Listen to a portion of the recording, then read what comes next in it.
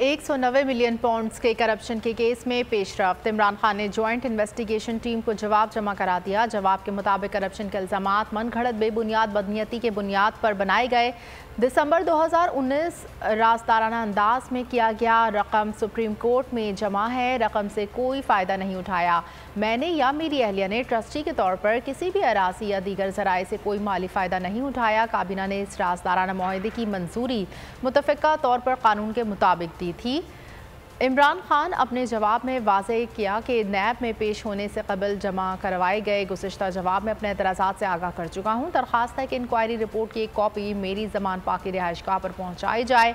इमरान खान ने दस्तावेज़ात फराहम न करने का इल्ज़ाम भी मुस्तरद कर दिया। नैब के कॉल नोटिस के जवाब में मेरी दस्तरस में मौजूद तमाम दस्तावेज़ात जमा करवाई जा चुकी हैं।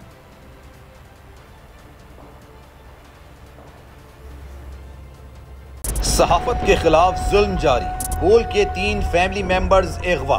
4 रोज पहले बोल के फाइनेंस मैनेजर मोहम्मद मालिक की रिहाइशगाह की बिजली बंद करके हमला किया गया। घर वालों को हिरासत करके मोहम्मद मालिक को अगवा कर लिया गया। ठीक उसी वक्त बोल प्लानिंग एंड डेवलपमेंट के हेड अदील जुबैरी की रिहाइशगाह पर नामालूम अफराद ने हमला किया और अदील जुबैरी को अगवा कर लिया गया। बोल ने पुलिस और FIA से मुतादिद बार राब्ता किया, जिसके सबूत बोल के पास मौजूद हैं। 40 से जायद रोज गुजर जाने के बावजूद ताहाल बोल के मार्केटिंग हेड आकाश राम का कुछ अता पता नहीं।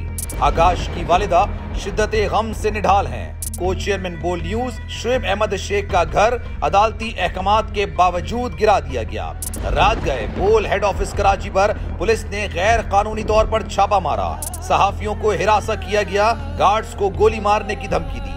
शुएब अहमद शेख की रिहाइशगाह पर भी पुलिस ने गैर कानूनी छापा मारा।